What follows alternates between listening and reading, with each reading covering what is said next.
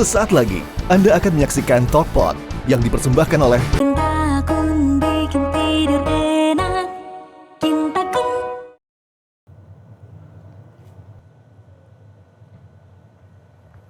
Ih, si Eca.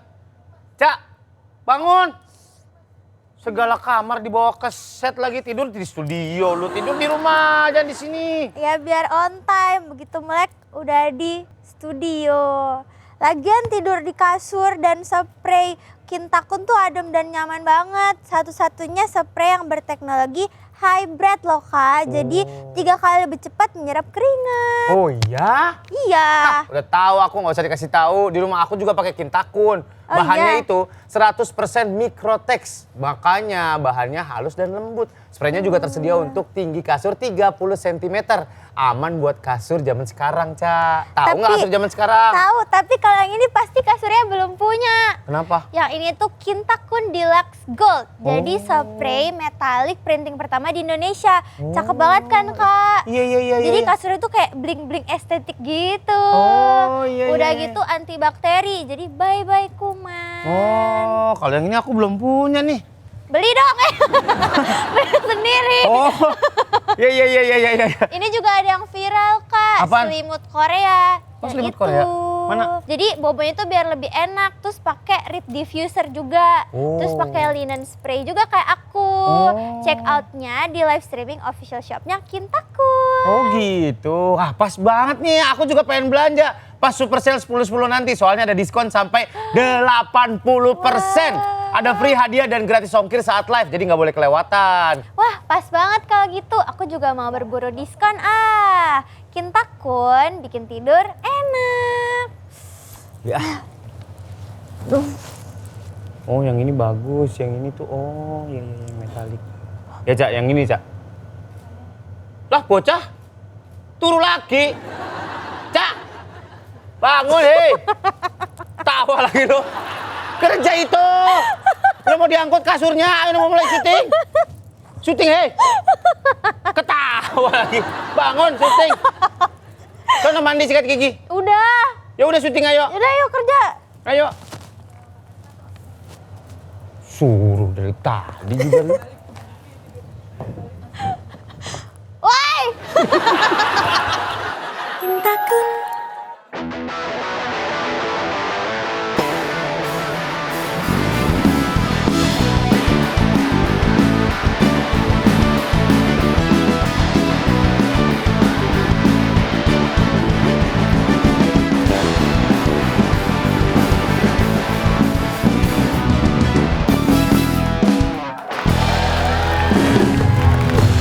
Halo, welcome to Talkpot. Indra Jegal, pulpen pilot biru, Surya Insomnia, Demon and Friends.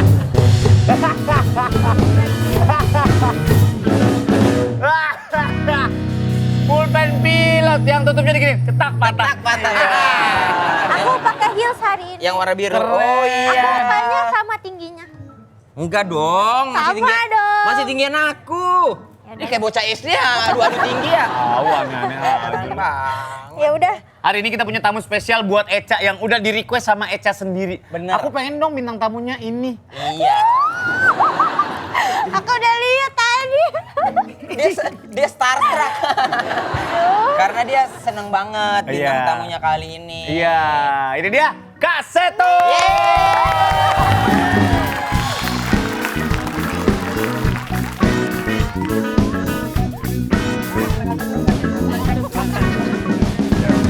Silakan Kak Seto, silakan duduk.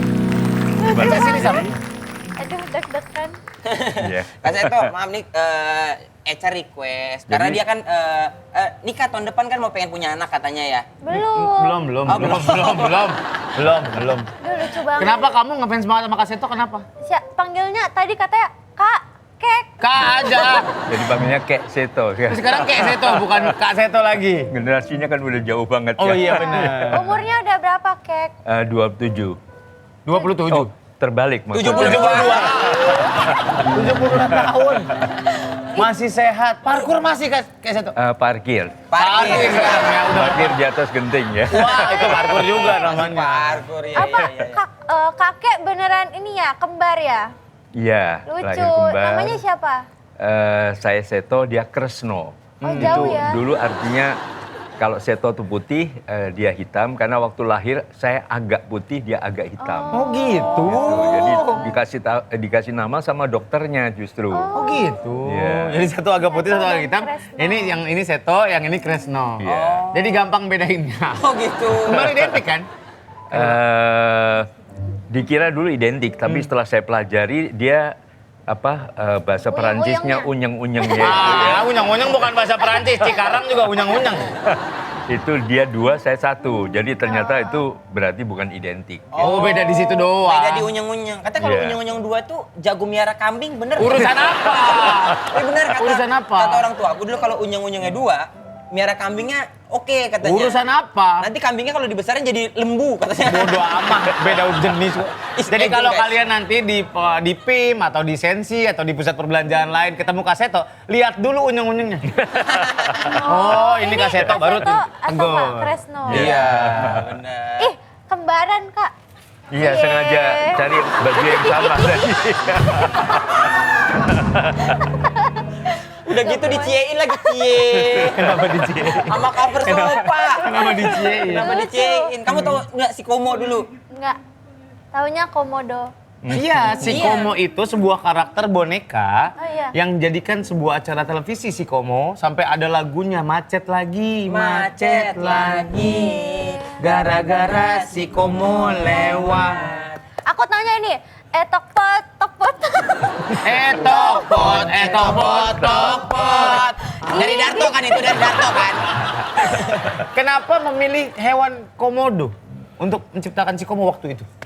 Iya, Karena waktu itu asli kan. Indonesia atau? Iya, waktu itu ada lagu Si Kancil zaman itu. Tapi saya agak sedih waktu itu kok dibilang si kancil anak nakal suka mencuri ketimun. Kalau ayolah kasih tangkap jangan diberi ampun gitu. Padahal kancil kan salah satu hewan khas Indonesia gitu. Tapi kok dibilang nakal. Nah, akhirnya saya coba cari hewan yang khas betul-betul Indonesia. Saya coba nemukan waktu itu ada cendrawasih. Cendrawasih. Saya kasih nama Cendi, cendrawasih Irian Jaya waktu itu. Tapi rupanya Papua Nugini punya juga gitu. Lalu beberapa yang lain juga. Satu-satunya yang di dunia hanya satu yaitu komodo. Nah kalau saya bilang si komodo terlalu panjang, si komo atau si modo. Akhirnya saya pilih si komo itu. Si Komo. Ya. Sampai ada acara TV-nya kan waktu itu? Iya sempat Komo, juga.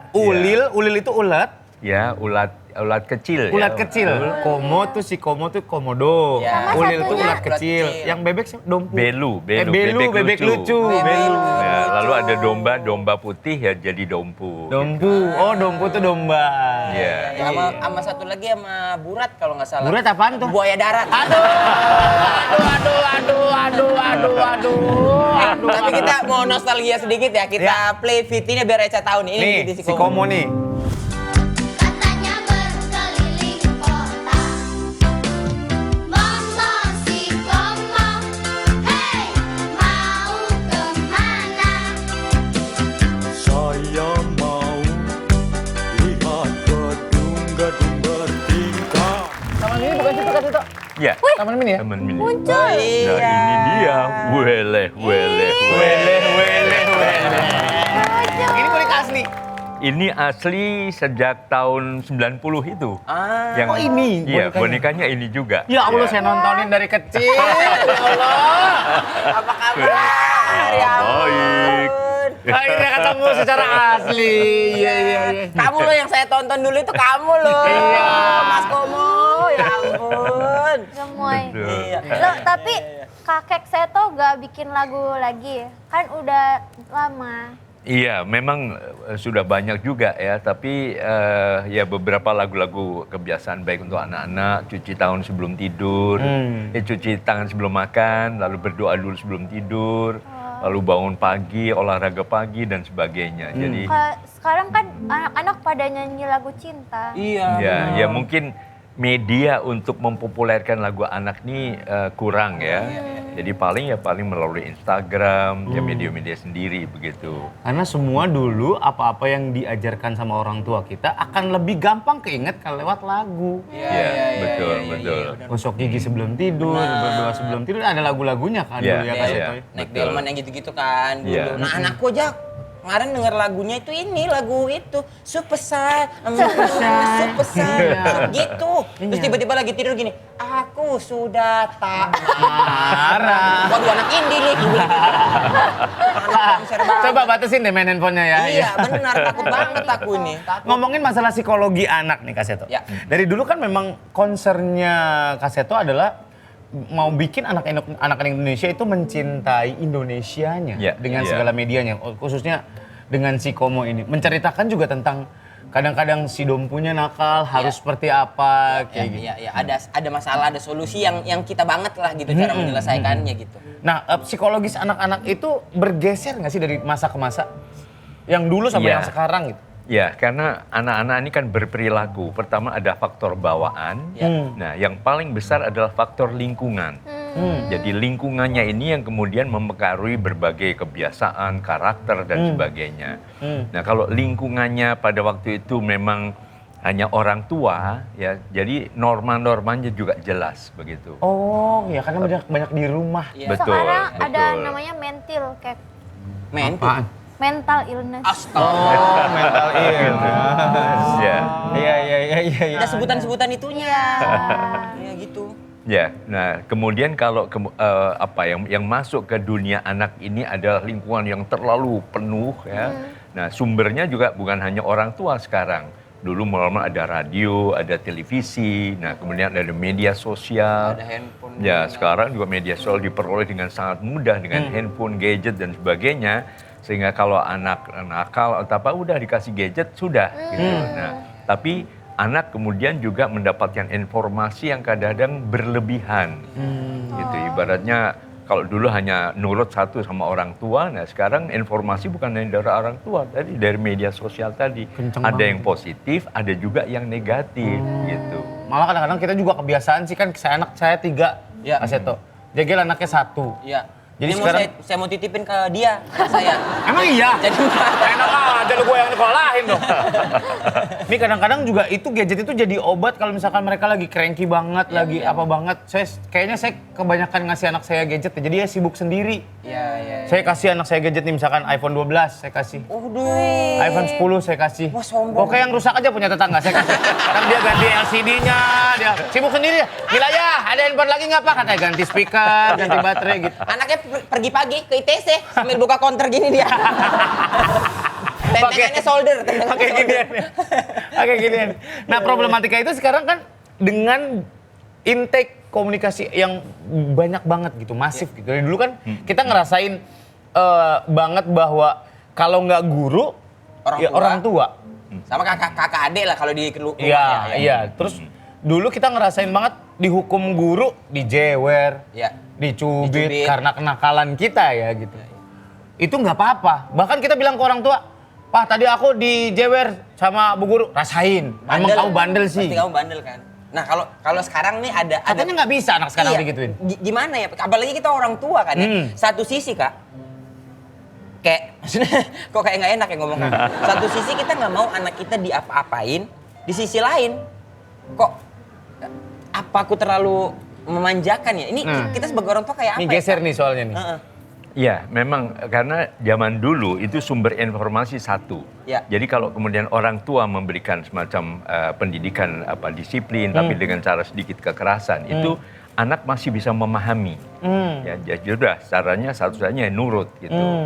Nah, zaman sekarang agak sulit untuk mimpi punya anak penurut. Karena pengetahuan anak juga sudah sedemikian luas, informasinya juga informasi global dan sebagainya. Jadi anak juga sudah lebih kritis, lebih cerdas, yang lebih tahu sehingga kalau kemudian orang tua menghukum padahal sementara apa yang dihukum itu tidak sesuai dengan apa yang juga berlaku. Misalnya sekarang sudah ada Undang-Undang Perlindungan Anak. Iya. Nah, dasarnya adalah konvensi hak anak yang dicetuskan oleh PBB dan seluruh dunia sudah meratifikasi konvensi itu. Oke. Jadi anak bisa tahu bahwa bukan zamannya lagi mendidik dengan cara tangan besi, otoriter dan sebagainya. Katanya gentle Begitu. parenting. Ya, Gentle jadi parenting. Istilahnya orang ya. tua juga harus mengubah caranya. Kalau itu tetap dengan cara otoriter, maka anak akan kabur. Ya. Nah, kabur bisa secara mental, lari ke kamar, ya udah main gadget terus, atau ya kabur keluar, bahasa Perancisnya minggat tadi. Perancisnya minggat. Oh iya. Bahasa Cikarangnya mantok gitu. Mantap. Tapi kakek otak itu berarti harus diisi ilmu ya? Iya. Iya, ya memang pemahaman atau pengetahuan sekarang juga lebih luas pada anak-anak karena informasinya juga diberikan dengan cara yang lebih mudah, lebih lengkap, lebih menarik, dengan warna-warni, dengan lagu-lagu dan sebagainya. Harus lebih diajak. Jadi anak sekarang misalnya menguasai beberapa bahasa, gurunya siapa? Dari YouTube misalnya gitu. Otodidak. Ya, kadang-kadang juga anak Jakarta tiba-tiba pinter main wayang. Bahasa Jawanya juga sangat luas sekali. Nah, Iya. belajar dari mana? Dari YouTube juga. Jadi bisa unsur positifnya ada, tetapi kalau tadi semua artinya menjadi kecanduan atau ketergantungan yang berlebihan terhadap gadget tadi, kadang-kadang yang negatif juga diserap. Akhirnya bisa dengan menghujat, bisa melakukan tindak kekerasan dan sebagainya. Tapi Nah, kan ini yang otak dihindari. harus diisi ilmu, tapi otak aku diisi oleh kaseto. Kok bagiannya Pantesan nggak ada ilmunya. karena memang kita kan dulu tuh jelas apa-apa yang kita lihat di TV, kadang-kadang kita menganggap bahwa waduh ternyata kehidupan tuh begitu kan. Ya misalnya di sinetron kan dulu gitu kan, kalau anak dimarahin orang tuanya merajuk, masuk kamar banting, aku nggak mau makan, banting pintu, jebret. Jebret. Gitu di kamar aja. Ya, bener. Coba kalau kita yang orang miskin kan, Ya. aku merajuk, masuk kamar, tapi kamarnya pakai gorden. Bukan banting pintu. Bukan banting pintu. Berarti pendekatan sama anak sekarang tuh harus persuasif. Iya, artinya tetap kan ini juga pemerintah juga mengkampanyekan yang ramah anak. Yang ramah. Jadi memosisikan bukan sebagai komandan, bos atau instruktur saja, tapi sebagai sahabat anak. Gitu. Karena apa? Karena anak-anak juga semakin cerdas, pengetahuan juga semakin luas, sehingga dengan nilai-nilai persahabatan, dengan cara lebih demokratisasi lah di dalam mendidik anak, maka akan jauh lebih efektif daripada dengan tangan besi. Jadi kalau dulu dengan cara otoriter di sebelah kiri, nah tapi kadang-kadang yang di sebelah kanan ini bukan komun ya. Itu cara serba boleh, itu juga nggak benar. Yang tepat adalah tengah-tengah. Otoritatif atau demokratis. Jadi biasakan misalnya ada diskusi dalam keluarga, rapat keluarga, sidang umum MPR. Waduh. Majelis Permusyawaratan Rumah. Oh, MPR. Oke. Majelis Permusyawaratan Rumah Tapi ya. kadang-kadang orang tua juga harus ada sidang kabinet terbatas. Waduh. Jadi ayah bunda juga ngobrol sendiri, nggak Iya. boleh ribut di depan anak, misalnya gitu. Oh iya. Itu tuh yang sekarang lagi agak rancu gitu. Karena kan kita juga sebagai orang tua masih belajar. Ya. Apalagi saya gitu, anak 3 cewek semua, itu pendekatannya mesti beda-beda. Sama anak pertama harus Iya, gini, anak kedua betul, harus gini, anak betul. ketiga harus gini. Beda-beda. Kadang-kadang kita udah kecapean mencari caranya gitu. Ya. Kalau tiga-tiganya pada, nah sini tangannya tak udah. Iya. Tapi Kadang-kadang suka kelepasan juga gitu. Nah, kalau misalkan kita nih baru menyadari bahwa kayaknya gue kelewatan deh sama anak gue. Apa yang harusnya kita lakukan? Ya, yang pertama memang perlu dikampanyekan semacam diskusi, seminar, talk show mengenai parenting skill, keterampilan menjadi orang tua. Jadi bahwa menjadi orang tua zaman now berbeda dengan zaman dulu. Jadi tadi dengan lebih demokratis, lebih cara berdiskusi dan sebagainya, itu membuat anak menjadi akrab, menjadi rukun. Nah kedua, kalau kadang-kadang kita sudah terlanjur emosi, marah, apalagi memukul, harus berani minta maaf. Artinya harus diperbaiki kembali komunikasinya. Gitu. Iya Jadi bener ya. Kita minta maaf ya. bahwa Dulu kan Karena dulu kita nggak pernah nggak ngerasain pernah ya orang tua minta maaf tuh kayak hal yang tabu kali ya dulu ya. ada jaraknya. Ada gitu. jarak. Jangankan minta maaf, kita ngomong I love you ke orang tua aja satu sama lain canggung gitu. Pelukan gitu kayak aku juga Jarang. dapat sih dulu tuh emang karena emang kalau mamaku minta maaf habis mukul, aku didatengin terus minta maaf. Enggak, aku tadi mau tanya, kan katanya orang tua harus rapat kabinet MPR. Terus, terbatas. Nah, tapi aku pernah dengar dari psikolog kalau misalnya kayak aku misalnya tipe avoidant, kalau misalnya Apa itu? konflik tuh avoidant, tau gak? Kayak Avoidant maksudnya apaan?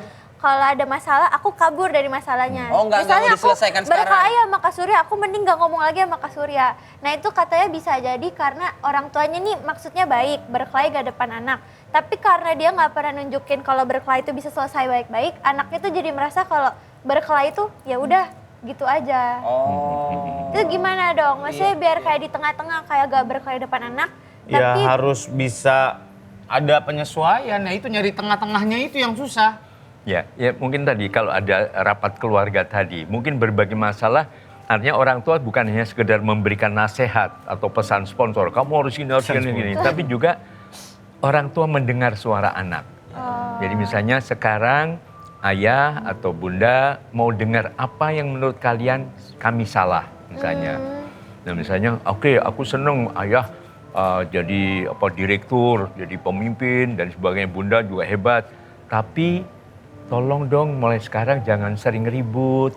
Kami sedih kalau ayah bunda ribut, gitu misalnya. Membuka mediasi Jadi kami itu sayang. Jadi mendengar suara anak juga penting karena salah satu hak dasar anak yang diakui oleh undang-undang adalah didengar suaranya. Gitu. Jadi misalnya apalagi, nah aku seneng papa hebat di luar, tapi tolong ada waktu dong buat kami, gitu. Nah kalau mama gimana? Aku seneng mama sering di rumah. Tapi kalau ngomel jangan kayak radio rusak dong, sakit di kuping misalnya. Jadi gitu. akhirnya Demokrasi orang tua itu ya? juga diperbaiki. Artinya orang tua pun bisa salah. Sehingga anak belajar dari orang tua. Orang tua saja mengakui kesalahannya. Kenapa kalau aku salah nggak mau mengakui? Misalnya apa yang salah dari kan? Dia kalau dibangunin sekolah jangan entar. Akhirnya kesiangan misalnya gitu. Saling mengkoreksi, Iya, saling saling kasih memperbaiki. Akhirnya kita menjadi super tim yang kompak Iya, begitu. Ya udah. Kasih itu kan adem banget ya. Maksudnya penjelasannya. Kasih itu sendiri pernah marah nggak? Pernah kayak kelepasan gitu, terus tiba-tiba kayak di luar kontrol gitu. Ya marah sih wajar ya, manusiawi ya, bahwa itu hak marah boleh. Tapi marah juga bisa diatur. Artinya emosional ini bisa dikelola dengan cerdas. Jadi kalau saya ingin meledak marah sekali begitu, saya ledakan di tempat lain. Di kamar mandi misalnya. Ngapain Om? Nah, caranya meledak itu misalnya nyanyi yang keras. Jadi kalau misalnya nyanyi lagu Jambrut gitu. Surti! Remaja! bisa juga, misalnya lagu Dari Tapanuli kan tempatnya. Misalnya Oh. Bute. Dan lepas gitu rasanya plong sekali Vibratonya gitu. panjang ya. Kayak Ya, apapun juga. Bukan itu poinnya, bukan itu. Bukan soal lagunya. Berarti setiap orang harus punya escape point ketika dia Iya, kalau mau mukul ya mungkin ya mukul apa, mau tembok, mau ubin atau apa, sansak, duk, udah lepas plong. Begitu dengan anak, sayang, ayah marah. Waktu itu kan janji nggak akan mukul-mukul adik kan misalnya. Ungkapkan marah tapi dengan cara yang tetap ramah anak begitu. Akhirnya Ini- memperbaiki situasi. Ya, harusnya Demon and Friends juga tahu nih, karena kan kalian sebentar lagi mau punya anak kan masing-masing kan. Dame udah niat ya? Mereka udah mau punya anak. Lah kan Iya. belum ada yang nikah ya? Oh, planning. Oh planning dulu. kakek Seto pakai hairspray gak? Dia dari mana sih fokusnya? Kayak Iya. rambutnya kayak dari dulu kayak gini. Iya, memang saya supaya kalau biasanya enggak, tapi kalau memang harus pergi, harus lari supaya enggak kena angin, supaya anti badai. Keren. Itu memang Antiban. hairspray-nya anak saya pinjem ya, dikasih dikit supaya akhirnya enggak goyang. Jadi mau salto, mau koprol, mau apa ya utuh lagi. Parkur. Mau parkur ya. Tapi gak ada rambut putihnya loh, keren. Nah, saya punya kebiasaan pakai orang aring dulu. Kemudian juga pakai apa tuh? Henna. Shampoo, Ya itu penghitam bukan. rambut dong. Apa yang Sampo kuda. Sampo Apa? kuda. Ada sampo kuda. Oh iya, iya. Itu buat ngelebatin. kemiri, pakai kemiri. Oh, kemiri. kemiri, ya. Miri. Marilah nggak sih kemirinya? Mirilih, kimiri, hei. Marilah kemari kalau itu. Dan kemudian juga apa ya, ternyata hati yang damai, yang penuh rasa syukur, jadi nggak konflik dalam diri itu juga berpengaruh terhadap Makanya- kesehatan rambut gitu. Ini marah-marah mulu, rambutnya putih banyak. Apa tinggal di chat, gue mau yang penting gua vlog. Ya. Nih, ini kalau ditanya kalau zaman sekarang, Kak, yang paling mengkhawatirkan deh menurut Kak Seto untuk anak-anak zaman sekarang, sama pengen deh kasih apa yang pengen Kak Seto sampein ini untuk mungkin untuk anak orang tua muda kayak kita. Ya dari juga- si Komo juga boleh, dari Betul. Kaseto boleh. Iya. Nah, mungkin saya bawakan dalam sebuah lagu aja, Boleh. gampang, tapi dibawakan oleh si Komo nih ya. Boleh. Nah, gini. Semua anak merindukan kasih sayang kita, Mari terus mengasuhnya dengan senyuman. Senyumnya mana? Nah, jangan lagi memakai cara penuh kekerasan. Mari mendidik anak dengan kekuatan cinta. Mari mendidik anak dengan CINTA.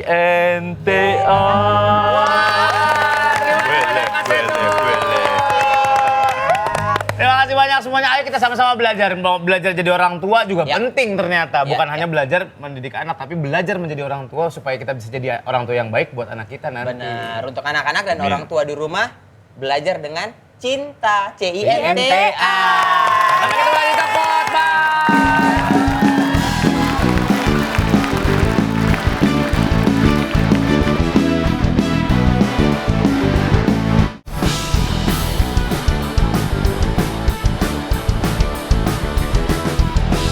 Terima kasih Anda telah menyaksikan Talkpot yang dipersembahkan oleh